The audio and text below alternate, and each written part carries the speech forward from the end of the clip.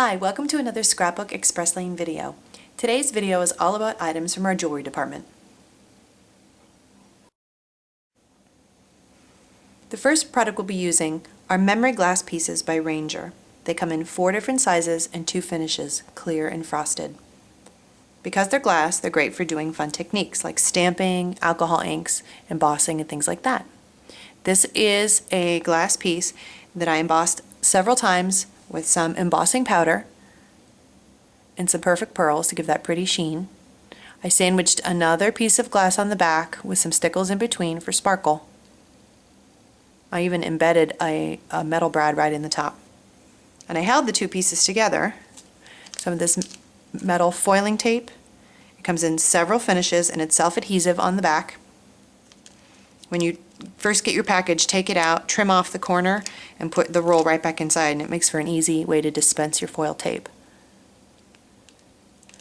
I just used it, ran my glass pieces along it, pulled off the backing, and burnished the edges so that it would stick right onto my project. It actually glues the pieces right together. You can use this foil tape in cards, scrapbook pages, anywhere you want to get that metal look. I actually wrapped a piece of chipboard with it and burnish the edges just for fun. And again, because it's that smooth finish, you can stamp on it with StazOn ink or use alcohol inks.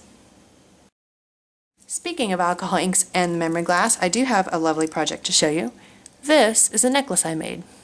I took a piece of the same clear 1.5 inch glass and I used 2 colors of alcohol inks, also by Ranger.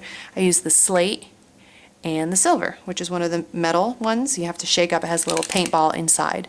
If you haven't used these before, there's a whole video on alcohol inks and ideas for stamping and using them with glossy paper, so be sure to look for the link for that. I'll have it on the blog. But I used these 2 just on a glass piece, and I went ahead and used my heat tool to speed up the process so that it would dry more quickly. When it was finished, again, I took a little glob of Ranger stickles in between a second piece of glass, and you can see that sparkle right there.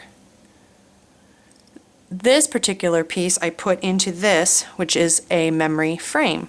And memory frames also come in matching sizes for all the glass pieces. They come in several different metal finishes, some of which have a patina or an antique look to them. And they all have a jump ring. If you use it at the top like I did, you can make it into a necklace. Or if you turn it the other way and put it on the bottom, you can hang things from it and make a pin out of it. I have a couple examples to show you of those today too.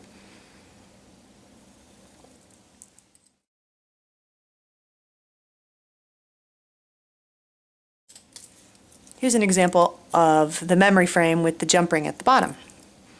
This one was really simple. I just took black cardstock, stamped with some silver ink to get the leaf shapes, sandwiched it between 2 pieces of glass, put it right in the memory frame. Memory frames are really easy to use. They have a little tab right here on one corner. Simply open the tab and open the frame. Slip in your pieces and then reinsert the tab and the whole thing goes right back together. What's important is that you don't totally spread out these corners because the frame becomes too weak and it won't go back together correctly.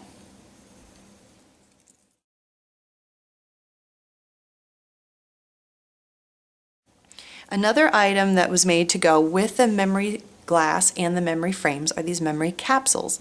And the capsules are basically a 3D pocket that you can include little tiny bits and bobs that shake around on your projects.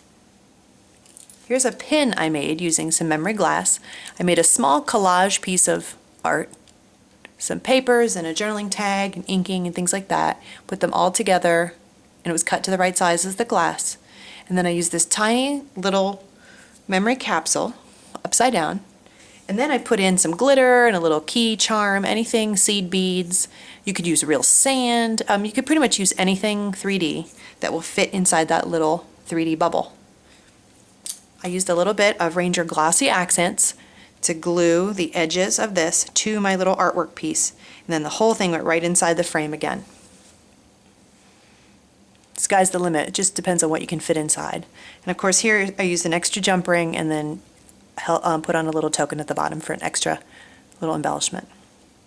I decided to try to experiment with these to see what other things I could do and make. Here are a few ideas. Here I made a fun little gift tag. You can put it on a treat bag or on a card. Same idea. I used this little memory capsule, put a brad and some teeny tiny seed beads on some paper, little ribbon, put one finishing piece on the back. It's a fun little shaker. Really easy. Kids could even do this. It's really simple. In this case, I actually took two of them back to back. Kind of see it here. I sandwiched them and made a completely clear, see-through little ornament.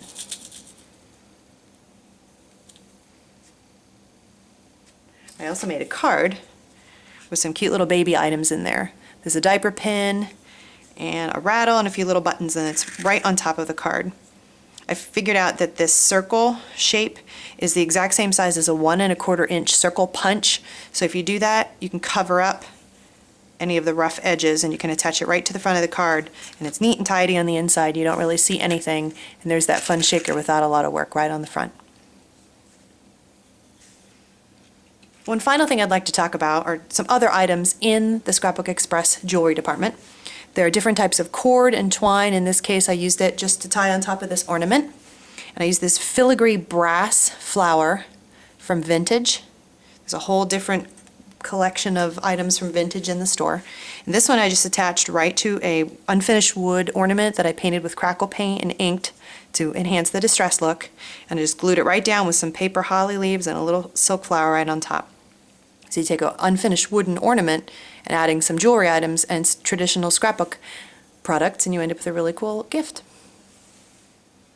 If you have any questions about any of these items that you've seen today, please send us an email at the blog, and be sure to check out all the links for these items in the Scrapbook Express store. Thanks for watching.